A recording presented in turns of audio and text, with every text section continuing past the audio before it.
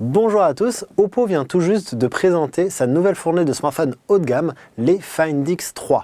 On a donc trois nouveaux smartphones, le Find X3 Neo, le Find X3 Lite et le plus ambitieux des trois, le Find X3 Pro, que nous avons d'ores et déjà pris en main.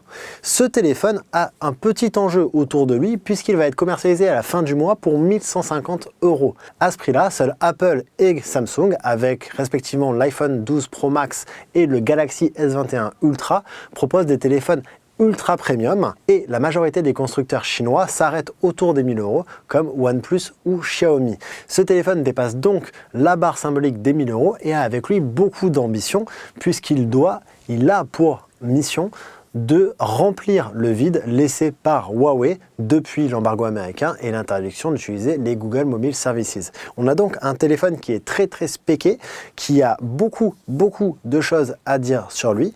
En attendant le test qui devrait arriver d'ici la semaine prochaine, on vous propose un premier tour du propriétaire. Alors, après quelques heures de prise en main, on peut dire que le téléphone est très bien fini, il est très agréable en main, il est assez léger puisqu'il fait que 193 grammes malgré son format imposant puisqu'on a quand même un écran de 6,7 pouces et donc on a un téléphone qui donne vraiment la sensation d'être haut de gamme. Il y a en plus cette coque à l'arrière en aluminium qui est assez jolie, avec une intégration assez douce, assez courbée des modules photo qui tranchent avec justement tous les modules, tous les îlots qu'on a l'habitude de voir notamment chez Samsung. Et évidemment, bon, Oppo ne le dira jamais, mais on a une énorme inspiration de l'iPhone, puisqu'on a pareil cette couleur bleue qui s'appelle bleu Pacifique chez Apple, et cette disposition des modules photo dans le coin gauche en triangle, que nous retrouvons sur les téléphones californiens. En plus de ça, on a un téléphone qui est 5G, NFC, qui est eSIM, donc tout ce qu'on demande pour un haut de gamme. La seule chose qui va manquer, c'est la connectique mini jack 3,5 mm.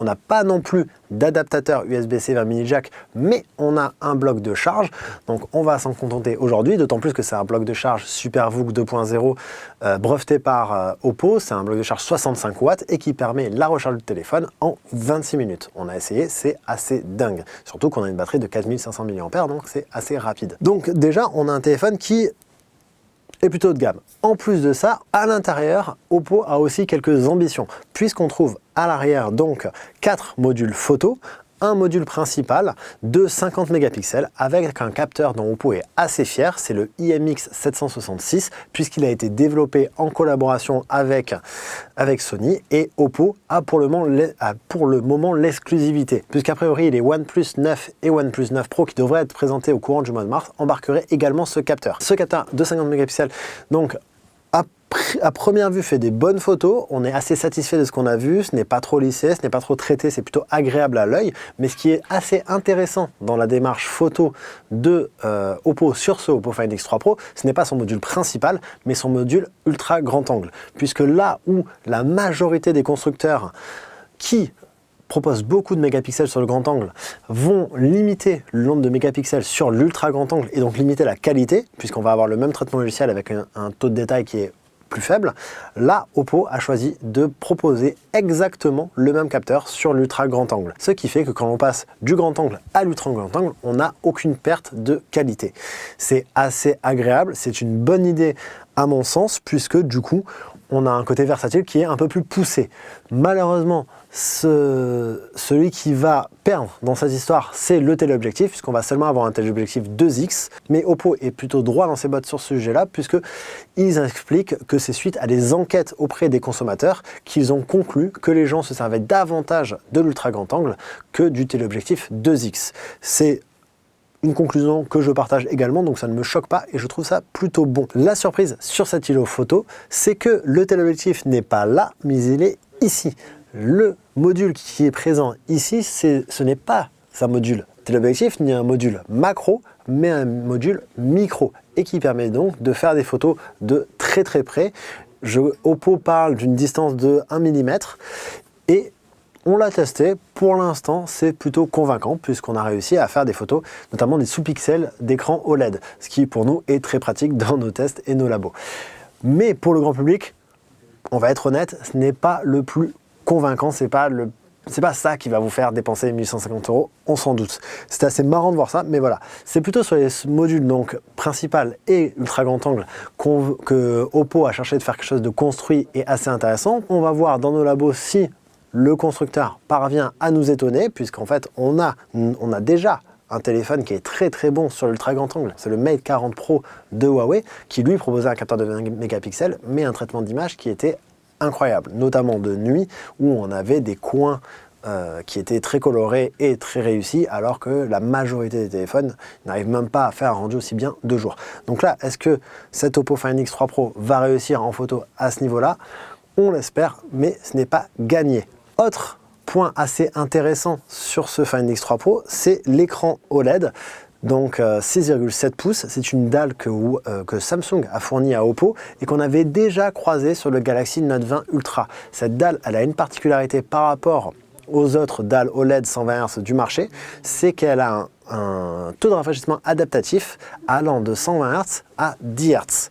Cela permet tout simplement de constamment faire évoluer le taux de rafraîchissement en fonction des besoins. Et par exemple, vous êtes sur Instagram, vous scrollez, ce sera du 120 Hz, vous vous arrêtez, vous posez le téléphone, au lieu de rester en 60 Hz ou en 120 Hz, il va descendre à 10 Hz, ce qui va permettre de gagner donc de l'autonomie en théorie. En termes de performance, c'est un haut de gamme de 2021, donc évidemment, on a un Snapdragon 888. Il est accompagné ici de 12 Go de RAM. Et a priori, il fait assez bien le travail puisqu'on a testé en jeu, on a des débits d'image d'environ 60 images secondes, c'est très bon. On n'a pas du 120 ou du 80 comme on a pu voir sur des téléphones précédemment, mais ça reste largement suffisant. Il est aussi intéressant de noter que sur cet Oppo Find X3 Pro, contrairement au Find X2 Pro, on n'a pas de port micro SD. Pourquoi ?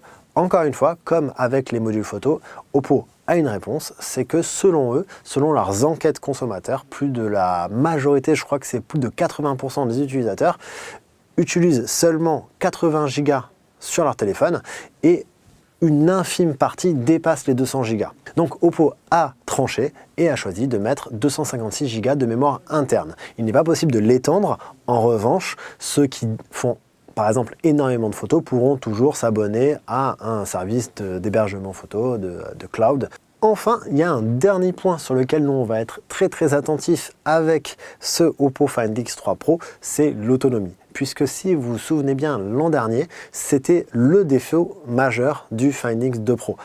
On avait un Find X2 Pro qui était très convaincant sur la majorité des aspects, mais qui trébuchait en autonomie, qui faisait, il me semble, 14h45 sur un test SmartVisor, qui est très loin de ce que proposait la concurrence, de ce que peut proposer la concurrence sur l'ultra haut de gamme.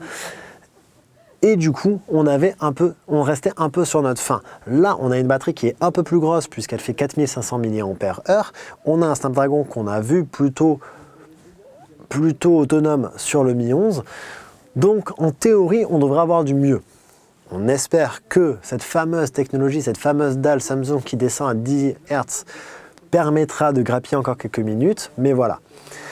Autrement, le téléphone est assez convaincant. Tout de même, on est assez intéressé par tout ce qu'il propose, que ce soit l'ultra grand angle en 50 mégapixels, que ce soit le module microscopique, que ce soit la charge en 26 minutes. Tous ces points-là font que Oppo pourrait, en fait, cette année, passer un cap et effectivement remplir ce trou laissé par Huawei. Reste que nous avons des laboratoires, nous avons un test qui va prendre encore quelques jours et que nous devrons revenir vers vous pour vérifier si oui ou non c'est le cas, si oui ou non Oppo fait maintenant partie des grands. À bientôt!